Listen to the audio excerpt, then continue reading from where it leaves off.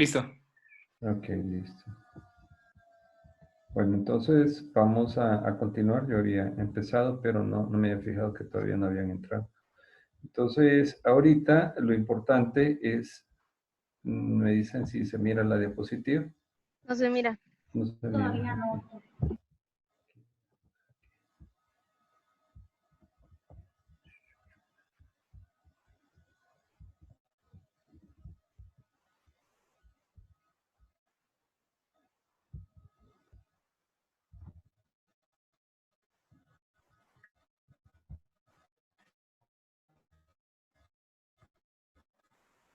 Ok. Así. Sí, Bueno, entonces, eh, bueno, acá les estaba hablando, lo que estaba comentando, pero ya lo, esto es que en la patología nosotros vamos a tener todo esto que ustedes ven. Estoy tratando de...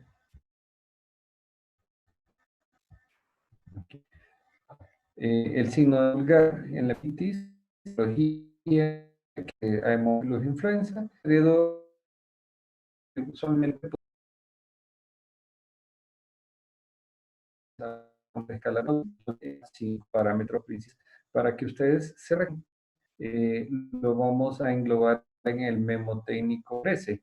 Entonces, donde C es conciencia, R es retracción, una E es entrada de aire, una C es color y la segunda E es estridor. Trabajamos en un puntaje de 0 a 3 y obviamente entre más puntaje tenga, entonces esto quiere decir que la gravedad es mayor. Entonces aquí tenemos como, por ejemplo, en la escala 0, que el paciente está bien, no tenemos ningún signo que nos haga hacer uso de la tabla para sospechar el puntaje, para escribir el puntaje. En el puntaje, por ejemplo, estridor, cuando es leve le damos un punto, cuando es moderado 2 y cuando es muy intenso le damos 3 puntos. Cuando la entrada de aire va haciéndose menos audible, entonces le vamos aumentando la puntuación. Y igual en el color, las retracciones y el nivel de conciencia. La escala de Westley se usa en otros países, pero se ha encontrado que la escala de Taussig, que es la que ustedes deben de conocer, es la que nosotros utilizamos en nuestro hospital y así nosotros vamos a evaluar la gravedad del paciente. Algunos tratamientos que se utilizan, no voy a entrar mucho en detalle de esto, pero esta es una de las pocas patologías donde los pacientes se benefician exclusivamente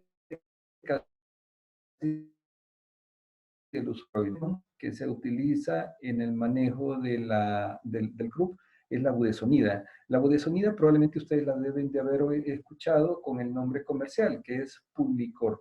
Entonces, esa es la budesonida que nosotros utilizamos nebulizada para el manejo de los pacientes. Cuando el paciente se ingresa, incluso se puede manejar a base de esteroides intravenosos, como la dexametasona, que usualmente pues permite que haya un mejor efecto sistémico en el manejo de la inflamación. La adrenalina racémica es un tratamiento que se usa en los pacientes que vienen muy graves, con un score de 7 hacia arriba, y esto solo se usa en las salas de cuidados intensivos. Su efecto es una vasoconstricción de las arteriolas precapilares que es mediada por los receptores beta-adrenérgicos. Entonces esto va a producir una reabsorción de líquido del espacio intersticial y por ende va a disminuir el edema de la mucosa laringea. Usualmente ese es el efecto. Los broncodilatadores, a pesar de que tiene tos, usualmente no son efectivos porque recuerden que el problema está a nivel de la laringe. Entonces, esto es lo que teníamos para la parte de lo que es en sí el CRUB. Entonces, esperemos que ya no tengamos problemas con esto. Y vamos a hablar ahora del otro tema. Qué accidentada esta presentación. Yo no sé qué es lo que está pasando. Entonces, ustedes me dicen cómo estamos, si se ve, si no se ve. Ahorita no se ve nada, doctor. Ahorita vamos. Voy a abrir ahorita, me dicen si abre. Sí, Sí, ya se mira. Ok, listo. Bueno, vamos a comenzar. Vamos a ir rapidito porque si no nos va a agarrar otro. Y vamos a terminar a las 7 de la noche. Bueno, entonces, que ya bajando, ya llegamos, venimos desde la nariz, pasamos por los oídos, pasamos por la faringe, llegamos a la laringe y ahorita ya llegamos a la parte inferior. Entonces, bronquiolitis es una enfermedad pues muy frecuente en algunos grupos etarios, en un grupo etario. Entonces, pues yo había pensado que podíamos hacer una discusión ahorita sobre qué es la bronquiolitis, pero no creo que tengamos tiempo, se nos puede ir la luz, entonces voy a tratar de ir un poquito más rápido.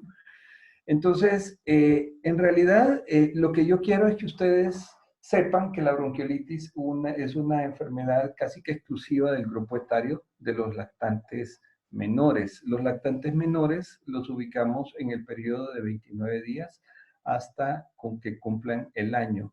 Usualmente la bronquiolitis es una enfermedad respiratoria viral, casi en un, ¿qué les puedo decir? Un 90% es autolimitada, eso quiere decir que mejora espontáneamente aún se le dé o no se le dé tratamiento.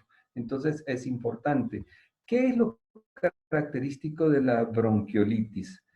Me importa que ustedes conozcan y sepan, porque muchas veces con solo conocer el grupo etario, nosotros podemos hacer el diagnóstico. Entonces nos viene un niño con un cuadro de tos, que tiene un poco de rinorrea, que tiene un poco de fiebre y que empezó a toser, una tos que puede ser un poco espasmódica o un poco progresiva, una tos usualmente seca. Y entonces ustedes dicen, bueno, ¿qué será?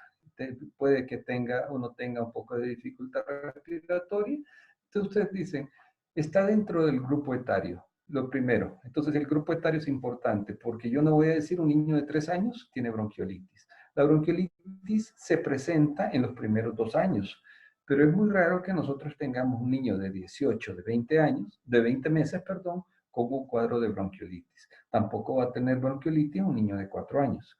Entonces, generalmente está circunscrita a la etapa de el periodo de 29 días hasta 11 meses, que es el periodo de lactante menor. Entonces ustedes van a la sala de lactantes y van a encontrar donde están los niños menores de 1 año y van a encontrar que la sala está llena en una gran cantidad de niños respiratorios. Entonces yo les había dicho ayer que teníamos que hacer una diferenciación entre un cuadro de tos producida por bronquiolitis o un cuadro producida por un síndrome coqueluchoide o un coqueluche. Entonces, y la otra, el otro diagnóstico es la neumonía viral. Entonces, hay que hacer alguna diferenciación dentro de la anamnesis que nosotros usualmente preguntamos, dentro de las características del síntoma, obviamente la tos. Entonces, la tos me interesa que ustedes la aprendan a diferenciar. Entonces, yo no sé si ustedes alguna vez han oído una tos de coqueluche o una tos de toferina. Entonces, porque conociendo ustedes cómo se escucha una tos de tosferina, entonces ustedes ya pueden pensar y pueden hacer su observación diagnóstica de lo que ustedes esperan encontrar. La tos en la bronquiolitis es mucho diferente. Usualmente es una tos que se puede presentar en accesos, que los accesos algunas veces son emetizantes, son progresivos, que usualmente aumentan cuando el niño está en decúbito supino o cuando va a comer, pero el niño generalmente pasa bien. De hecho, ustedes lo van a ver que el niño está jugando y de repente empieza a toser, a toser, a toser, a toser. Luego se calma y puede seguir jugando, puede estar comiendo, de repente empieza a toser y usualmente así es la evolución. Como les había dicho, la bronquiolitis es una patología afortunadamente autolimitada porque no hay un tratamiento específico para manejarla. Pero también tenemos que hacer un diagnóstico de lo que es la tos de neumonía. En el caso de la neumonía, vamos a hablar que hay una triada característica de la neumonía, que es tos, fiebre y dificultad respiratoria. Y la neumonía también puede ser producida por virus o por bacterias. En este caso, voy a hacer una diferenciación entre lo que es la tos de bronquiolitis, que ya les mencioné, y quiero que oigan esta tos y luego me dicen ustedes qué les pareció.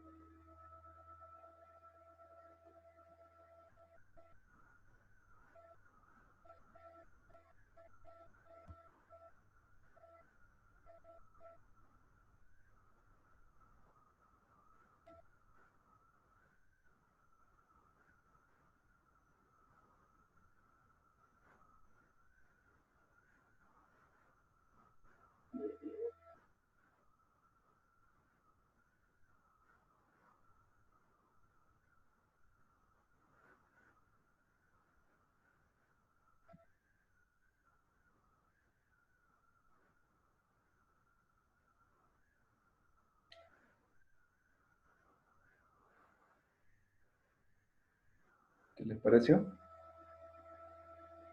¿Alguien me puede dar alguna opinión de cómo, No se escuchó nada, doctor. No se oyó nada, no les puedo creer. No, doctor. ¿Nadie? No pudimos escuchar. No les puedo creer. ¿Y en el otro lo oyeron? Tampoco. Ay, me hubieran dicho, chicos, no hubiéramos perdido tiempo en esto. Bueno, entonces vamos a pasarlo. No sé qué pasó porque no hay sonido. Pero voy a tratar de editarlo y voy a mandárselos tal vez por YouTube para que lo oigan y lo puedan seguir. Entonces, ¿Puede mandar el link, doctor, después? ¿qué dice? Después no, solo copia el link y nos lo pueden mandar por WhatsApp. Ah, también, sí, eso lo pueden oír ustedes. Excelente.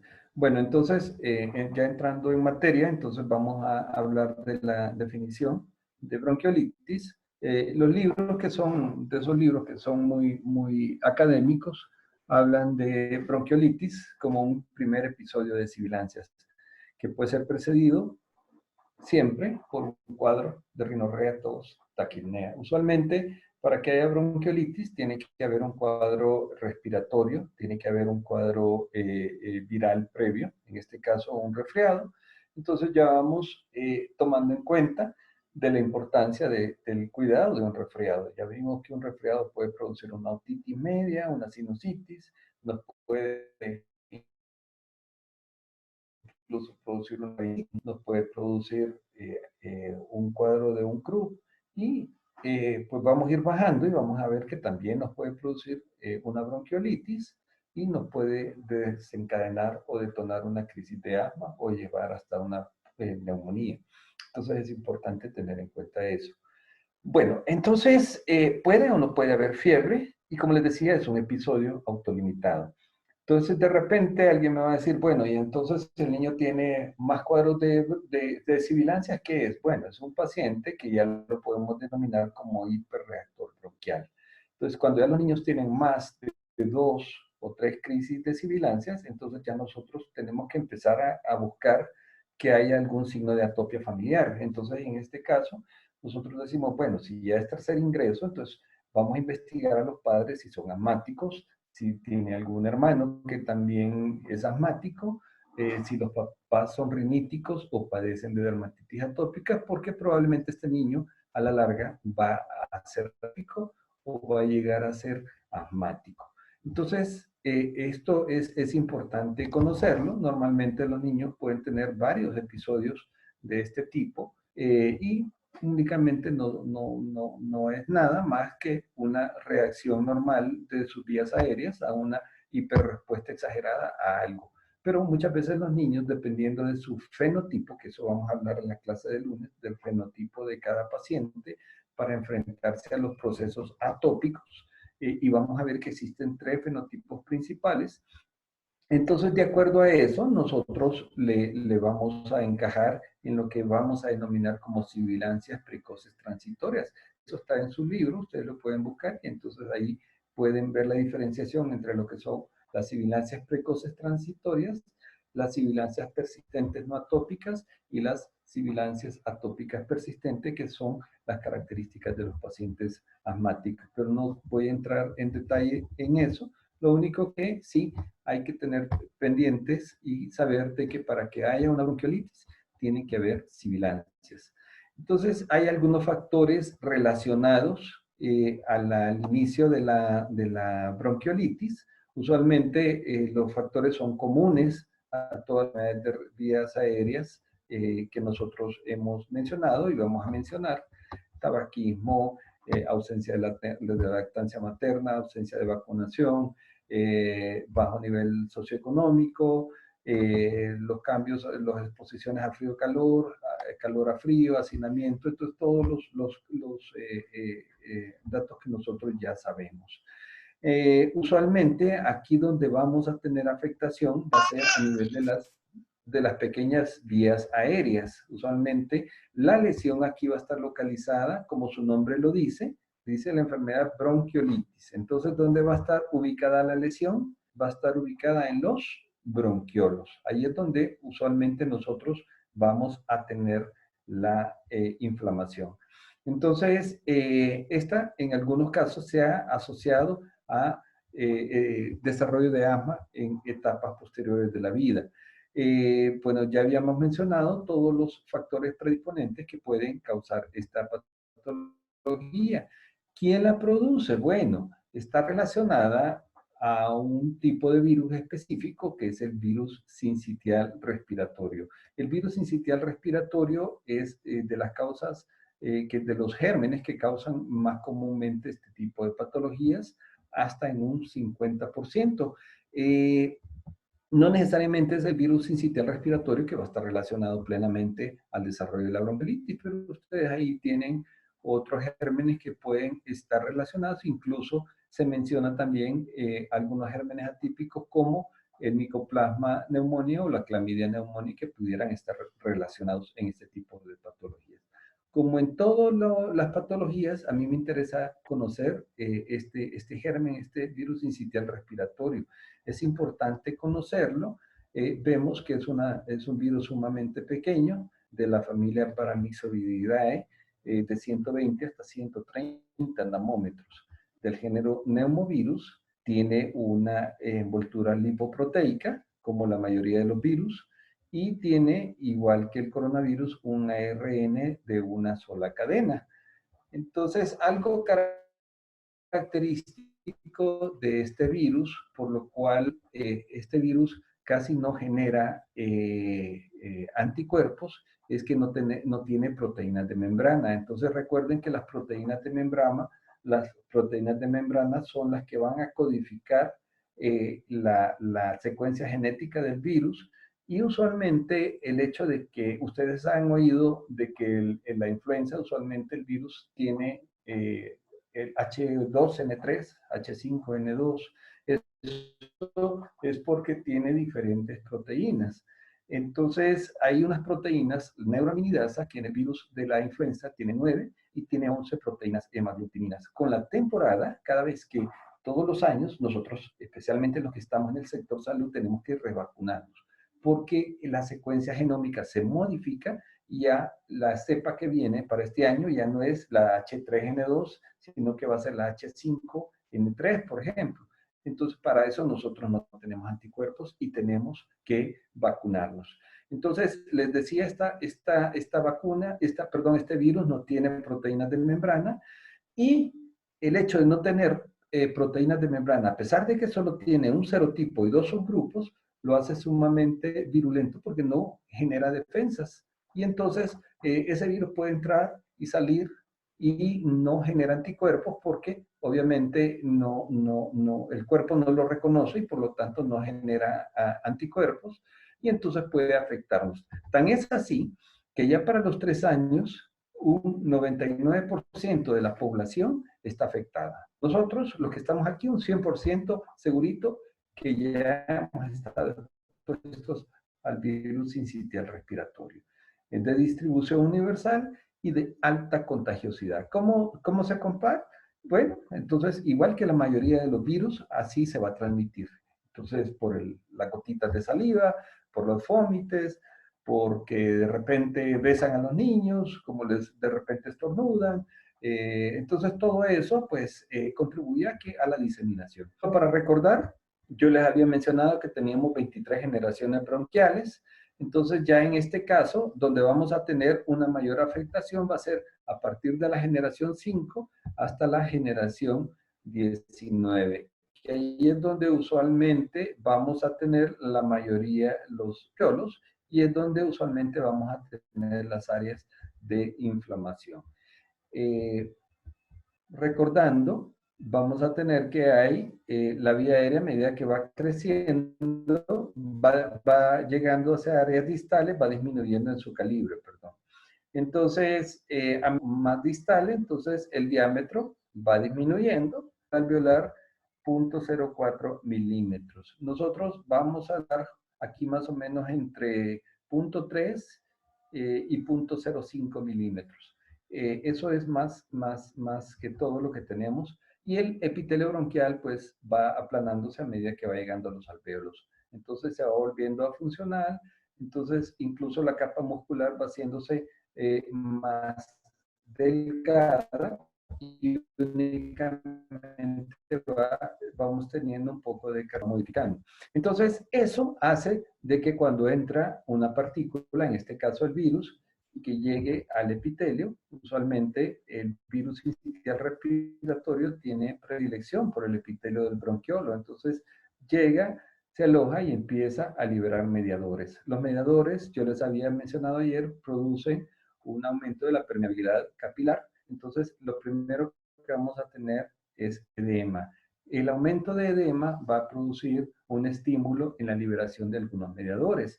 Los lactantes usualmente tienen un predominio de linfocitos y de eosinófilos, y los niños mayores usualmente tienen un predominio mayor de mastocitos.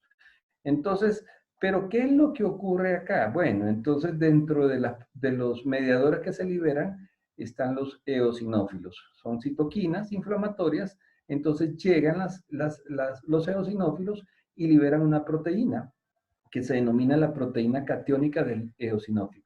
Esa proteína catiónica del eosinófilo es sumamente tóxica al epitelio y lo destruye.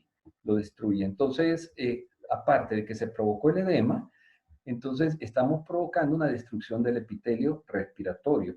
Y entonces aquí la luz, si ustedes se recuerdan, teníamos una luz del el bronquiolo que era 0.05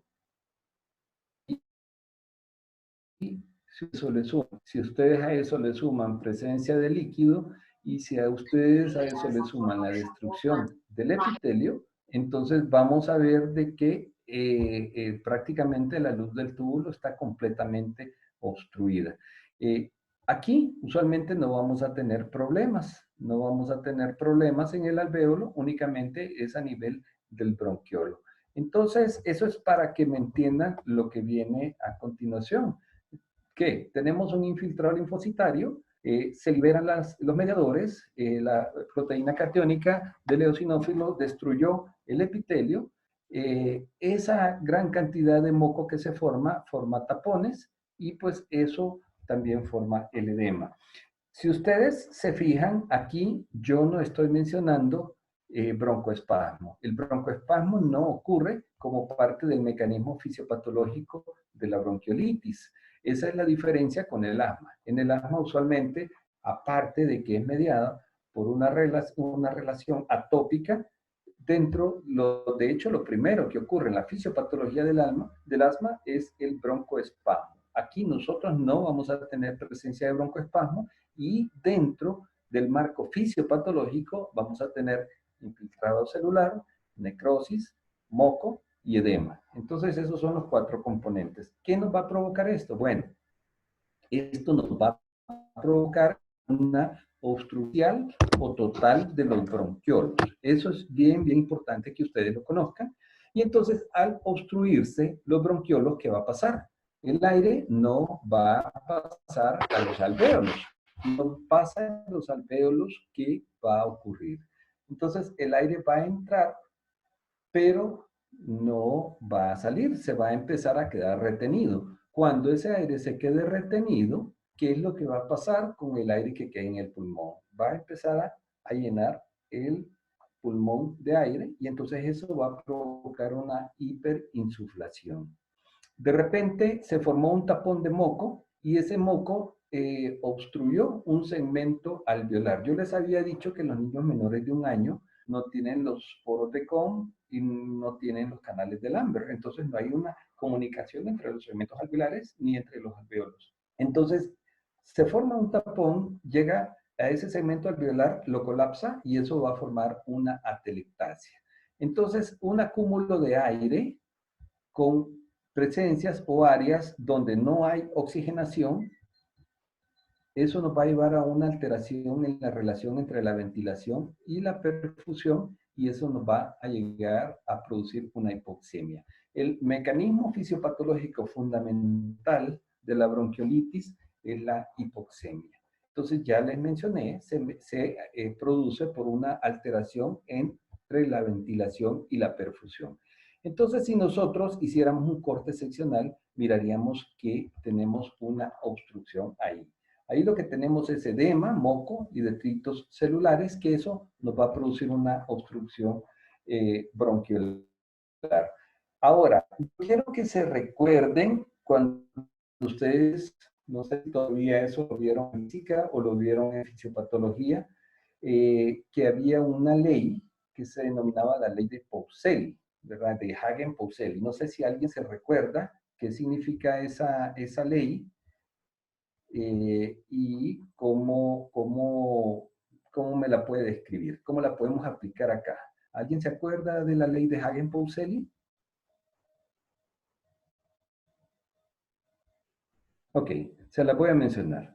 Bueno, entonces cuando nosotros tenemos en este caso, un tubo o un bronquiolo estrecho, entonces la ley dice que la resistencia al flujo a través de un tubo tiene una relación inversa a la estrechez o al radio del tubo elevado a la cuarta potencia. Eso quiere decir que si tenemos una resistencia al paso de aire a través de este tubo, lo que hay aquí, quiere decir que entre más estrecha sea la obstrucción, la resistencia va a ser mayor. Y entonces, habla la ley que elevada al radio de la cuarta potencia, o sea, que va a ser 4 veces más. Entonces, es inversamente proporcional. Entre más estrechez, hay más resistencia. Entonces, eso es lo importante de esto. ¿Qué quiere decir esto? Para que esto se lo menciono para que me entiendan la parte de la fisiopatología de las sibilancias. ¿Cómo son las sibilancias? Con esto que yo les acabo de decir. Veo que está Halmar ahí. ¿Cómo, ya habiéndote explicado esto, Halmar, cómo crees que son las sibilancias? Sibilancias inspiratorias y sibilancias expiratorias las que ocurren en la bronquiolitis. ¿Qué me puedes decir? ¿Halmar estás?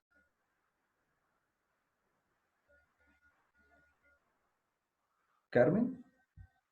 ¿Cualquiera de las Carmen? Creo que podrían ser ambas, doctor, porque por la ubicación en donde está la estrechez, igual va a haber dificultad para ingresar el aire como para salir. Ok. Clarita. Diría que inspiratorias. Ok. ¿Arnaldo? ¿Arnaldo? Arnaldo. Comparto en que pueden ser en ambas, tanto inspiratorias como expiratorias. Ok. ¿Katie? ¿Katie? Doctor, yo también entiendo que en ambas, porque afectaría tanto interno como externamente. Ok. ¿Roxana?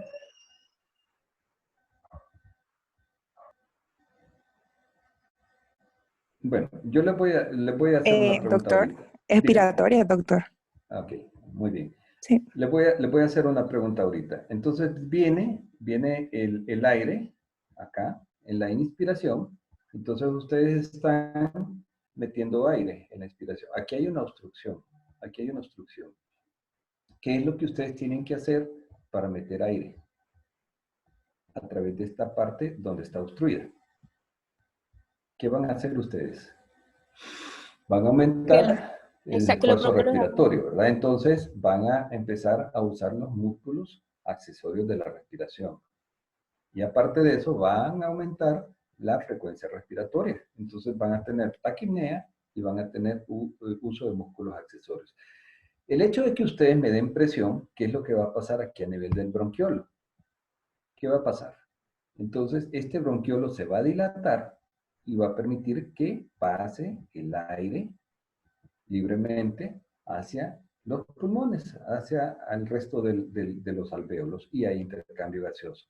Pero, ¿qué va a pasar con ese aire cuando venga en la expiración? ¿Qué creen que va a pasar cuando el aire pase a través de la estrechez de ese tubo? ¿Se va a pasar igual o va a quedar aire retenido? ¿Qué me pueden decir? Sí queda retenido, doctor, porque el diámetro Ok. no es igual. Entonces, cuando el aire pasa por un tubo que está estrecho, ¿qué va a pasar? ¿Dónde cree que va a silbar? ¿Va a silbar cuando pase a través de un tubo estrecho o cuando pase el aire a través de un tubo que esté dilatado? Bueno, va a salir derecho. Cuando El esté tubo está estrecho. estrecho. Entonces, ¿cuándo tenemos el tubo estrecho? ¿En la inspiración o en la expiración? En la expiración, doctor. En la expiración. Ok, entonces las sibilancias van a ser de tipo expiratorias, por lo mismo que les acabo de explicar a través de la ley de Pauseli, ¿verdad? Entonces, vuelvo y le repito, la resistencia al flujo de aire a través del tubo, o sea, la resistencia del aire cuando pasa a través del tubo va a tener una relación inversa con el radio del tubo elevado a la cuarta potencia. Entonces, eso es lo que nos dice la ley de Pauseli. Entonces, entre más estrecho, más resistencia. Entonces, para hacérselos así sencillo. Entonces, esto se los digo porque es importante que cuando ustedes oigan o ausculten a un paciente que sospechen de una bronquiolitis, lo que tienen que oír son sibilancias. Claro, son sibilancias, pero después me tienen que decir qué son. Son sibilancias inspiratorias, son sibilancias expiratorias. Son sibilancias monofónicas o son sibilancias polifónicas. Polifónicas que hay en diferentes segmentos del pulmón. Entonces, cuando ustedes me estén escribiendo las sibilancias, semiológicamente me tienen que ubicar el lugar donde las auscultan. Y aparte de eso, si son inspiratorias o si son expiratorias. Otro dato importante que ustedes deben de tener en cuenta en cuanto a la semiología es que cuando ustedes están metiendo aire, normalmente el tiempo de entrada a la respiración es de 1 a 1. ¿Qué quiere decir? Que yo tardo 1 segundo en meter y 1 segundo en sacar. Esa es la respiración. Ustedes lo hacen, tal vez véanse, y entonces de repente ustedes van a ver un tiempo para salir, un tiempo para entrar. Entonces eso es lo normal. Entonces con eso nosotros estamos manejando nuestro volumen tidal. Pero, ¿qué pasa en un paciente que tiene una obstrucción? Entonces vamos a meter, pero el tiempo para sacar el aire va a ser mayor, porque acuérdense que tiene que pasar por este tubo. Entonces los niños empiezan a hacer esto. Empieza a aumentar su periodo expiratorio. Entonces, también como parte de la descripción semiológica, aparte de describirme las sibilancias, ustedes me van a describir el periodo, cómo está la relación entre la inspiración y la expiración. Entonces, tiene un periodo respiratorio prolongado. Y aparte de eso, ustedes me van a mencionar cómo está la entrada de aire. Si es una entrada de aire que ustedes oyen similitud en ambos campos pulmonares, eso quiere decir que la entrada de aire está simétrica. De hecho, cuando yo me ausculto, yo me oigo el murmullo vesicular. Pero cuando yo tengo una obstrucción, en este caso que pudiera ser en una bronquiolitis, yo voy a tener una disminución en la entrada de aire. Entonces yo no voy a oír. Entonces, de repente, es importante que siempre oigamos simétricamente ambos campos pulmonares para detectar dónde está la obstrucción, y eso me va a indicar de que hay una disminución en la entrada de aire cuando yo esté auscultando esa zona. Entonces, eso es un poquito lo más árido que quería explicarles de esto. Si tienen alguna duda, pues al final aclaramos un poco, porque yo sé que esto cuesta un poquito entenderlo, pero si ustedes vuelven a oír la plática o leen su libro, ahí lo van a aclarar sus dudas. Bueno, entonces, continuemos. Si nosotros cortamos un bronquiolo, entonces lo que vamos a ver es esto. Entonces vamos a ver células inflamatorias, vamos a ver una disminución en la estrechez de la vía aérea, esto va a estar lleno de moco, vamos a tener engrosamiento de la pared bronquial y edema. Entonces aquí le ponen un signo de interrogación a la contracción muscular. Entonces, ¿porque puede haber o no puede haber? Bueno, yo les puedo decir, sí, podría existir una contracción muscular, porque recuerden que parte de esos pacientes que desarrollan bronquiolitis, esos pacientes posteriormente van a ser asmáticos, pero esos pacientes que van a ser asmáticos usualmente tienen el antecedente de un familiar o de ambos asmáticos o atópicos. Entonces, otra pregunta importante que ustedes deben de hacer, cuando ustedes estén historiando un paciente que sospechen o que ya estén seguros de que tenga bronquiolitis, dentro de los datos es, señora, usted es asmática, su esposo es asmático, entonces, porque eso ya nos va a dar a nosotros una idea de que ese niño, con este cuadro que viene, va a tener cuadros posteriores o va a desarrollar cuadros de asma en una etapa temprana de la vida. Eso también es importante conocerlo. Entonces, esto es solo para que lo vean: edema, ectasias e hiperinsuflación. La evolución clínica, tenemos 3 etapas: el periodo de incubación, la etapa catarral y la etapa de convalecencia. Usualmente empieza como un resfriado por un par de días, luego más o menos ahí por el tercer día empieza con irritabilidad, la tos empeora, provoca accesos que pueden provocarle vómitos al niño. El hecho de que está vomitando hace que el niño no quiera comer y el niño está decaído. A veces el hecho de no comer también los puede llevar a un grado de desnutrición o los puede llevar a un grado de deshidratación importante. Y pues los niños con la gravedad, pues obviamente, y por el nivel de hipoxemia que pudieran tener, pueden llegar a tener cuadros de cianosis o de dificultad respiratoria y pues por ende llevarlo a un fallo cardíaco. Y la etapa de convalecencia puede durar hasta 3 semanas. Entonces yo les había dicho que esta enfermedad es una enfermedad autolimitada que puede generar y resolver espontáneamente en unos 7 días. Pero de repente la enfermedad se complicó, tuvieron que hospitalizar al niño y entonces el niño egresó de su hospital y entonces si ustedes no le explicaron que esta patología pudiera durar hasta 3 o 4 semanas, la mamá la semana siguiente lo va a llamar y le va a decir: mire, doctora Carla, fíjese que este niño todavía sigue tosiendo, todavía sigue haciendo accesos. Y entonces usted le va a decir: bueno, mire señora, recuerde que esta patología, eso sí, usted le explicó, ocurre a nivel de las vías aéreas más distales o más chiquititas del pulmón, y entonces esos taponcitos de moco van a ir resolviendo espontáneamente. ¿Que la tos es importante, que la vamos a suprimir? No, porque yo les dije que la tos es un mecanismo de defensa que nos protege, obviamente, para que no queden secreciones o retenidas o tapones de moco en las vías aéreas. Entonces la tos es importante y pues los niños usualmente tienen que toser para que pues resuelvan estos problemas de secreciones, y esto puede durar de 3 hasta 4 semanas. Eso es importante pues que se los mencionen. Hiperinsuflación, hiperresonancia, el hecho de que tenga los pulmones llenos de aire. Entonces, eso cuando ustedes hacen la percusión van a tener pues hiperresonancia a la percusión. Y pues las sibilancias, van a encontrar sibilancias. De hecho, ustedes mencionaban que podían haber sibilancias inspiratorias y sibilancias expiratorias. Yo les puedo decir que lo característico son las sibilancias expiratorias, Podemos tener sibilancias inspiratorias cuando el proceso se agravó. Entonces, de hecho, la clasificación habla primero sibilancias expiratorias al final de la expiración. Así es como se valora la sibilancia. De ahí, el segundo punto es sibilancias durante toda la fase de la expiración. Y el tercer punto es sibilancias inspiratorias y expiratorias. Eso me dice que la obstrucción es tan severa que el aire está pasando con dificultad y el paciente está haciendo un gran esfuerzo para sacarlo. Y entonces también está pasando con suma dificultad y ese paciente está entre un colapso respiratorio inminente.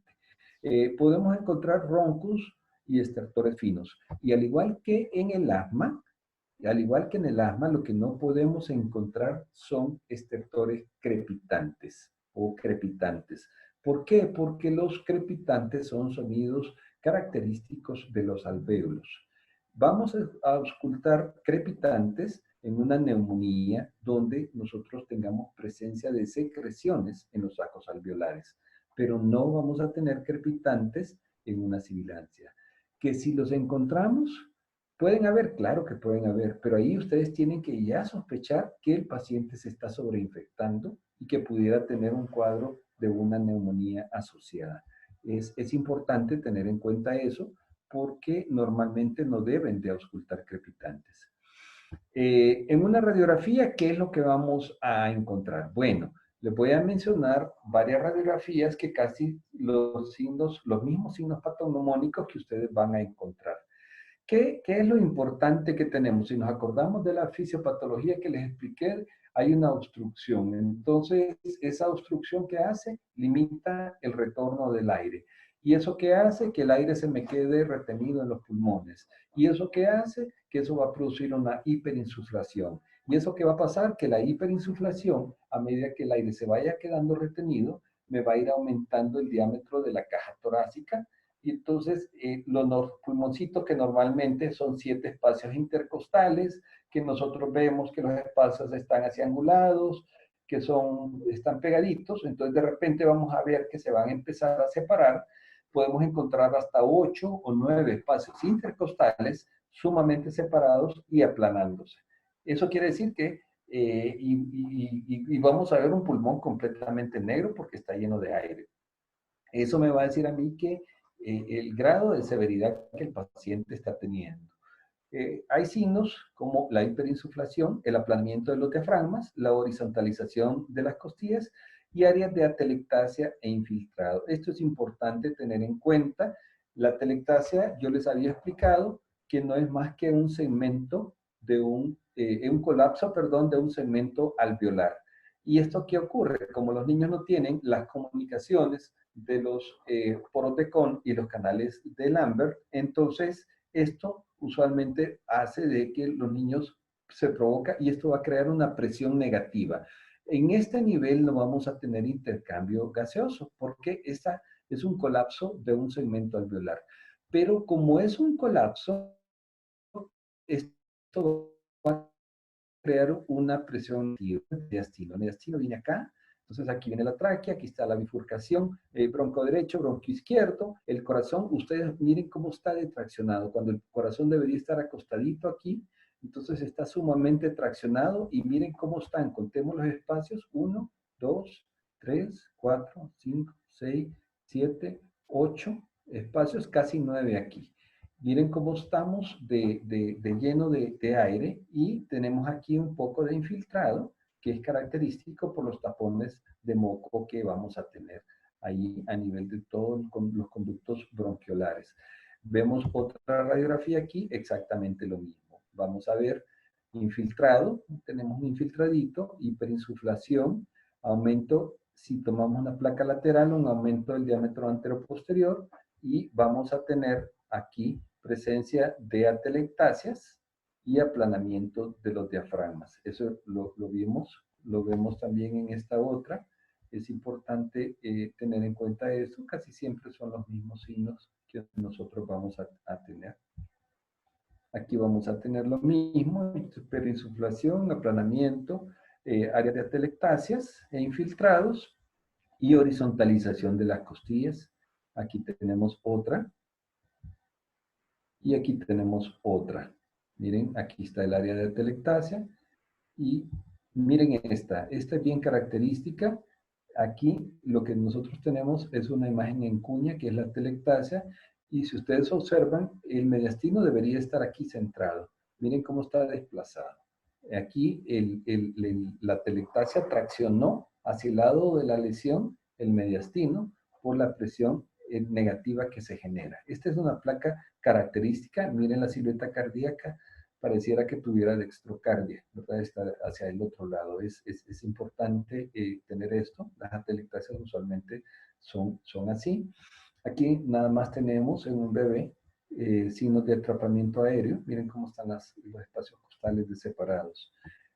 Como toda patología, usualmente hay que tener diagnósticos diferenciales, asma, malformaciones congénitas, aspiración de cuerpos extraños, el reflujo gastroesofágico siempre está presente, traumas, trastornos de aclaramiento ciliar, por ejemplo, el síndrome de Cartagena, que es una variante del aclaramiento de signos que se acompaña de situs inverso, que se acompaña de sinusitis crónica, y también los problemas cardíacos. No debemos nosotros descartar las alteraciones, porque muchas veces el paciente nos puede venir en fallo cardíaco con taquipnea, con un poco de cianosis, incluso pueden haber sibilancias por el efecto del edema pulmonar.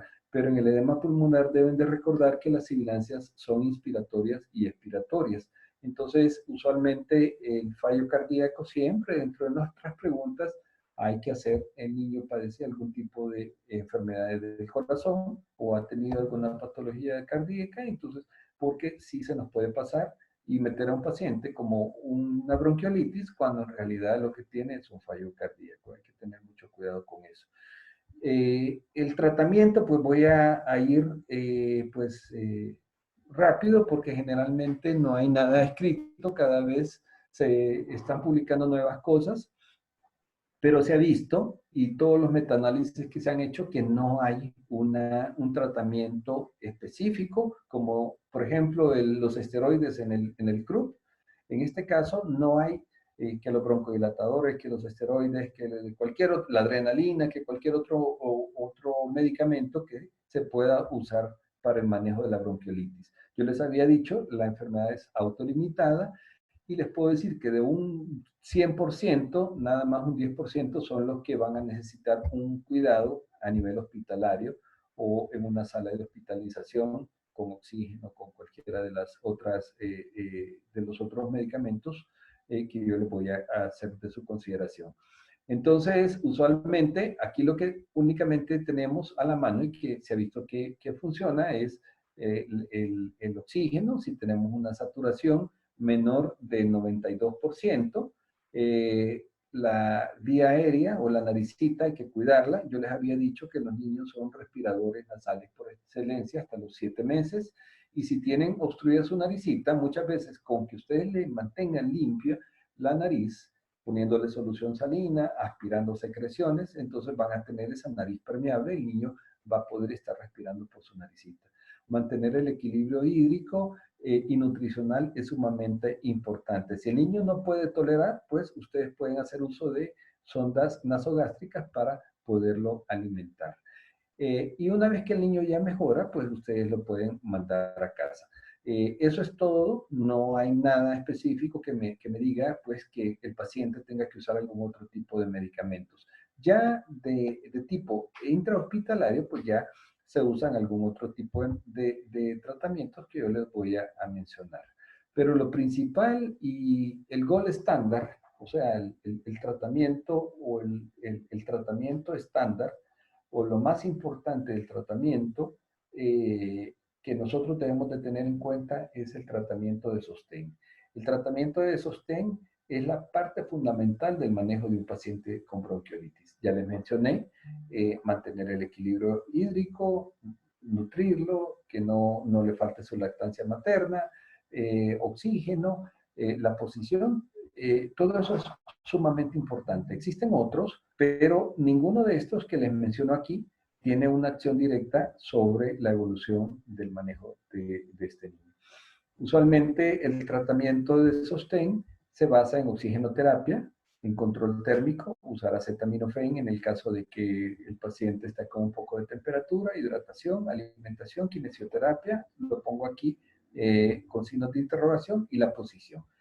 Muchas veces, quitando esto, lo podemos hacer en la casa, ¿verdad? Pero cuando ya el paciente empieza a desaturarse o empieza con un poco de dificultad respiratoria, lo mejor es tenerlo ingresado para estarle pues haciendo esto, limpiándole su naricita y luego aspirándolo. Aquí hay una cánula de aspiración y con eso nosotros tenemos permeable la vía aérea, control térmico, hidratándolo, oxígeno cuando la saturación baja, es importante. El oxígeno, acuérdense, pueden usar puntas nasales, pueden usar, incluso en los bebés, pueden usar las cámaras cefálicas que aquí se observa. E incluso las nebulizaciones con oxígeno al 100%, que eso también nos ayuda a que el paciente tenga una mejor estabilidad en cuanto a su manejo de secreciones. Usualmente las nebulizaciones en el hospital de repente usan esquemas que son como recetas de cocina, pero ustedes si leen su literatura van a encontrar que nada hay específico contra el manejo de la bronquiolitis. Entonces, nosotros utilizamos únicamente la solución salina hipertónica que se ha visto en algunos estudios que se han hecho, en algunas revisiones, que puede funcionar. De hecho, no es 100% absoluto, pero está confinado al manejo a nivel de las salas de hospitalización. Entonces, pero ni los broncodilatadores como el salbutamol, como el bromuro de hipatropio, como la adrenalina, pudieran tener un efecto directo en la mejoría de estos pacientes. La alimentación es sumamente importante, el niño no debe de dejar de comer. ¿Y cómo lo evaluamos? Bueno, lo evaluamos la gravedad de acuerdo a la escala de Wood-Downes modificada por Ferrez. Esta nos evalúa sibilancias, tiraje o entrada de aire, frecuencia respiratoria, frecuencia cardíaca, la ventilación, si es simétrica o está disminuida, y la presencia o no de cianosis. Yo les había dicho de las sibilancias al final de la expiración. Si las sibilancias eran en toda la fase de la expiración, eso quiere decir que la obstrucción es más severa, y cuando tenemos inspiración y expiración, o ya no oímos sibilancias, ya le damos un puntaje de 3. El tiraje está aquí, la entrada de aire, y pues la frecuencia respiratoria, a medida que aumenta la obstrucción, pues la frecuencia respiratoria o el esfuerzo respiratorio aumenta y el paciente tiende a tener mayor dificultad respiratoria. Crisis moderada, lo hospitalizamos. Crisis grave, arriba de 8, pues va para cuidados intensivos. Es importante tenerlo. Nosotros nos basamos en esto. Pero tampoco me gustaría que ustedes, si se fueran a hacer una especialidad a México o a algún lado, y les preguntaran qué medicamentos ustedes usan para el manejo de bronquiolitis, les vayan a decir que los nebulizantes, les ponemos adrenalina, o les ponemos bromuro de hipatropio. Entonces, ¿por qué los van a mandar de regreso, verdad? Las guías de la Academia Americana de Pediatría hablan de que no se deben de usar, a menos, tienen sus excepciones para poderlas utilizar. ¿Y cuáles son algunas de esas excepciones que nosotros podemos mencionar? Bueno, podemos usar cualquiera de estos medicamentos como un tratamiento de prueba. De repente yo les digo, bueno, yo les voy a dar este tratamiento, pero vamos a probar a ver si es efectivo. Si lo nebulizamos 2 o 3 veces y vimos de que el paciente persiste con su cuadro, si le pusimos esteroides y no nos ayudó, entonces ya no seguimos intentando. Pero yo les digo tratamiento de prueba, porque si se recuerdan, un porcentaje de estos pacientes tienen antecedentes atópicos. Y muchas veces los pacientes que tienen un antecedente atópico van a mejorar con el uso de broncodilatadores o van a mejorar con el uso de esteroides, ya sea inhalados o ya sea sistémicos. Pero si funcionan, entonces se siguen usando. Esa es la conducta que se ha utilizado, y la guía no se ha modificado desde prácticamente desde el 2014. Como yo les decía, esta es una enfermedad autolimitada, el porcentaje de niños que pasan a cuidados intensivos es muy baja. usualmente ahí tienen que usar algún otro tipo de medicamentos para pues manejar este tipo de problemas. Lo que sí se ha estado usando es la solución salina hipertónica al 3%. Normalmente la solución salina normal que ustedes conocen o que han visto en las salas es al 0.9%. Esta es al 3%. Y usualmente la solución salina se utiliza porque se ha visto de que reduce o deshace los enlaces iónicos del moco y permite que los fluidifique y eso hace que lo pueda sacar. Hay efectos secundarios del tratamiento con los medicamentos broncodilatadores, en este caso la adrenalina estimula los receptores alfa y beta adrenérgicos y por producir un efecto beneficioso más bien vamos a empeorar. Porque esto que nos va a llevar, nos va a subir la presión, nos va a aumentar la frecuencia cardíaca y si tenemos un niño que es cardiópata lo podemos llevar a un fallo cardíaco. Usualmente esto actúa disminuyendo el edema a nivel de la mucosa y la resistencia a la vía aérea cuando funciona. Los efectos de este tipo de medicamentos, palidez, taquicardia y aumento de la presión arterial, era lo que les estaba mencionando. Los beta-2 no se ha demostrado que tengan utilidad en la bronquiolitis y pues también como efecto secundario los beta-2 o el salbutamol pueden provocar un aumento de la frecuencia respiratoria. Los esteroides se pueden utilizar, pero ya les expliqué que podemos hacer tratamientos de prueba y si vemos de que el paciente no va bien, no vamos a quedarnos de brazos cruzados, entonces algo tenemos que usar y muchas veces nosotros tenemos que utilizarlo, pues en caso de que el paciente se nos vaya a complicar y utilizamos por vía oral prednisona o dexametasona a una dosis de 0.5 miligramos, que puede reducirse a partir del tercer día a 0.3 miligramos. Y también como alternativa la metilprednisolona y la hidrocortisona. El bromuro de hipatropio, que actúa como broncodilatador, no se ha visto de que tenga un tratamiento de utilidad en la bronquiolitis. Y sí se ha visto de que la ribavirina es un antiviral muy bueno que puede funcionar y de hecho funciona. ¿Cuál es el problema? El primer problema es que el costo cuesta casi $1000 cada frasquito que ustedes ven ahí. Entonces, ¿dónde está indicada? ¿Quiénes son los pacientes más susceptibles a tener bronquiolitis? Los pacientes prematuros, los pacientes que tienen una patología de base. Entonces, por ejemplo, que niños que estuvieron mucho tiempo en ventilador y que cuando salieron con un cuadro que se denomina broncodisplasia pulmonar. Niños que tengan algún problema como fibrosis quística.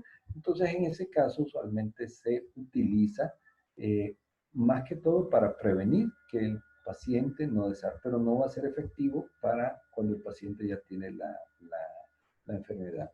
Y la solución salina hipertónica, pues ya les había mencionado, disminuye el edema de la mucosa, destruyendo los enlaces iónicos del moco para fluidificar las secreciones y no tiene efectos secundarios. Aunque cuando se le usa muchas veces puede producir, porque fluidifica tanto moco que puede producir una obstrucción y esto nos puede llevar a una hiperreactividad bronquial secundaria. Por eso se recomienda que solo se use en las salas de hospitalización.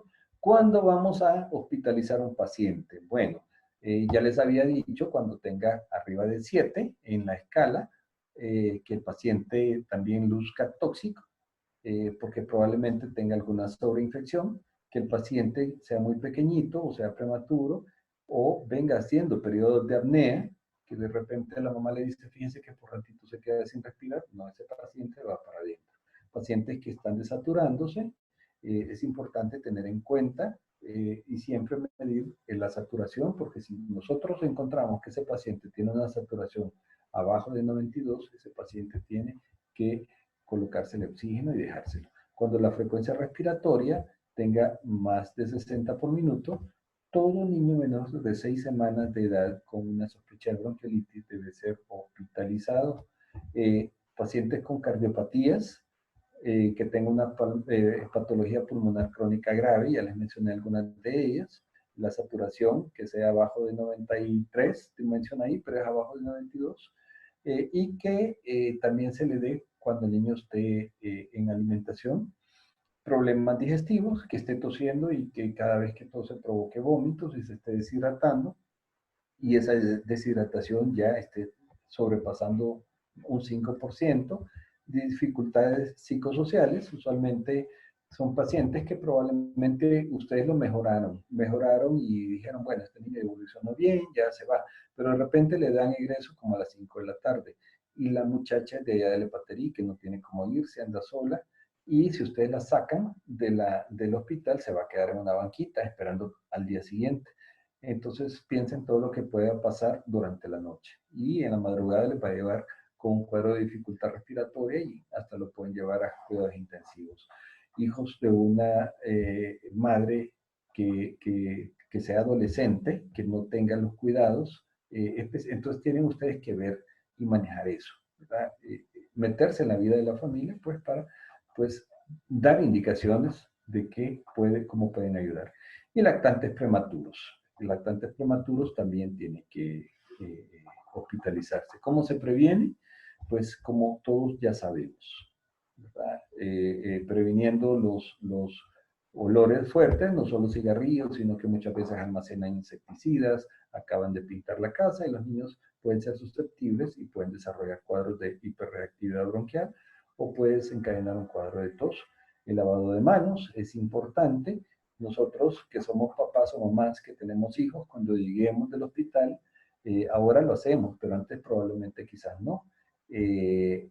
Bañarnos, quitarnos la ropa antes de llegar a nuestros hijos para no contaminarlos.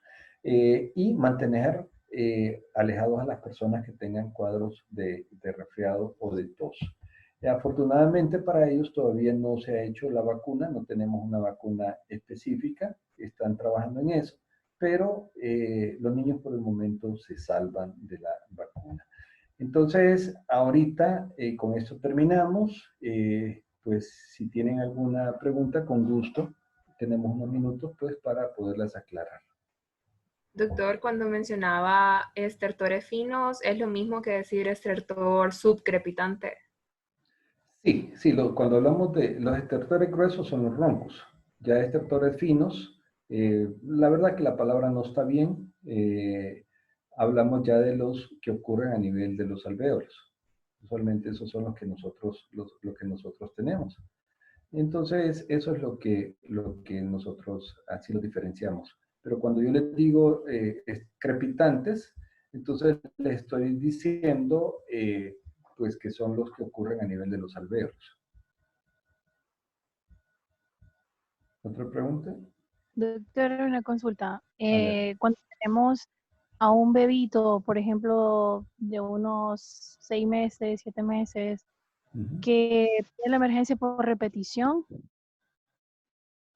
del cuadro respiratorio, bronquiolitis, ¿qué se puede hacer por este bebito? Por ejemplo, de una paciente que viene de Atlántida. Bueno, mire, allí, diga.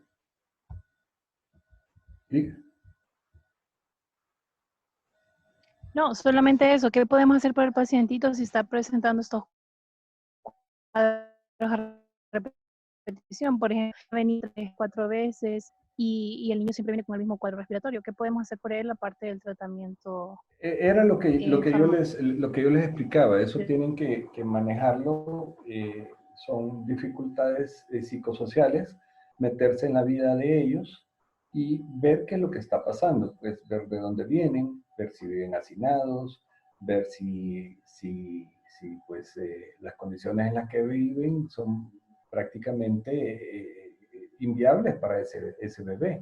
Entonces, igual no se lo van a quitar, pero al menos ustedes pueden contribuir en algo, tal vez manejarlo con trabajo social o con epidemiología para meterlos en un programa de nutrición. Entonces hay centros de salud que usualmente manejan la parte nutricional, porque acuérdense que si ese niño vive en esas condiciones paupérrimas, ese niño probablemente está desnutrido y la misma desnutrición está haciendo que sus factores de defensa bajen y entonces sea propenda que el niño esté teniendo cuadros a repetición. La otra cosa es estudiarlo por si el niño tiene algún otro tipo de patología. Entonces tienen que hacerle exámenes, descartar que el niño sea en los padres que no sean asmáticos, descartar que ese niño no tenga alguna patología cardíaca de base, que no tenga incluso tuberculosis, o sea, tenemos que hacer diagnósticos diferenciales.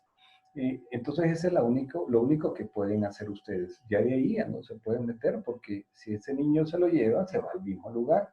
Pero al menos si ustedes lo meten en un programa nutricional, que le estén poniendo las vacunas en tiempo, o sea, que el centro de salud se ocupe de ese niño, entonces probablemente ese niño va a ir resolviendo poco a poco sus problemas respiratorios. Gracias, doctor. A ver, ¿algo más, chicos?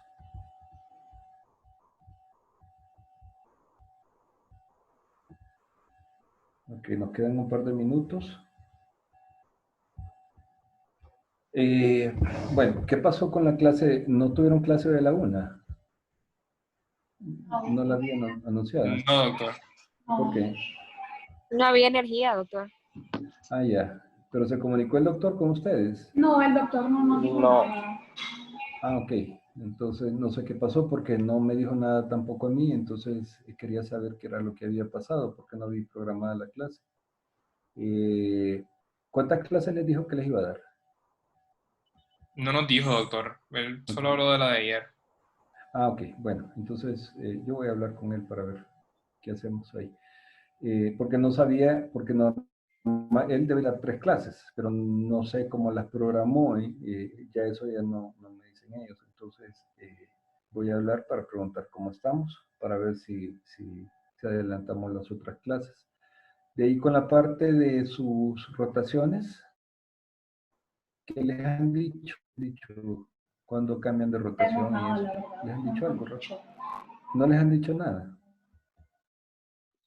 Sí, porque a nosotros todavía tampoco nos han dicho nada. Entonces solo nos preguntaron cuándo terminábamos para ver si se hace el switch con la otra rotación. Y no sé cómo es la cuestión que tenemos que irla viendo. Yo no lo puedo hacer porque eso lo tienen que ver los coordinadores o los jefes de departamento, ¿verdad? Pero igual, yo mientras estén aquí, yo los voy a tratar de mantener informados. ¿Algo más? ¿Terminamos? Ahorita, acuérdense, hoy es viernes, hoy es día de ir al cine, a bailar, a algo. Pero eso sueñan, ¿verdad? O sea que no ver novios, no ver novias. Al menos se desintoxican de ver a las novias y los novios. ¿Alguna pregunta más? Si no terminamos ahorita, nos vemos el lunes, vamos a programar. Y pues cualquier cosa, pues igual, como siempre les digo, a la orden. Y con cuidado de Doctor, estudiar, ¿verdad? Terminamos doctor. aquí y nos vemos el lunes. Diga. Lo que sí tengo entendido que estaban diciendo los compañeros de sexto es que, bueno, con ellos lo que están haciendo es que están haciendo toda la parte teórica ahorita, están avanzando la rotación y van a dejar para La práctica. la parte. Sí, la práctica y las evaluaciones también, ¿verdad? Sí, doctor. Eso es lo que nos han dicho a nosotros, pero igual no nos han dado nada oficial. Entonces vamos a estar pendientes. Y por eso no les he querido yo decir nada, porque todavía no tengo yo nada oficial. Ok. Listo. Doctor, Entonces, solo, ¿qué dime. tema vamos a ver el lunes? El lunes, ¿qué tema vamos a ver? ¿Quién sabe? Yo les di el primer día que era lo que íbamos a ver. Es que falta neumonía, asma y tuberculosis, pero no sé si es una sola Entonces, clase. el lunes vamos a ver asma y el martes vamos a ver tuberculosis y neumonía. Ok, gracias, Ok, doctor. listo. Bye. Hasta luego. Bueno, nos vemos. Nos Pásenla vemos, bien. gracias, doctor. Bueno, buen fin de semana. Cuídense, no Feliz fin de salgan. semana. Bueno, hasta luego. En la manda más.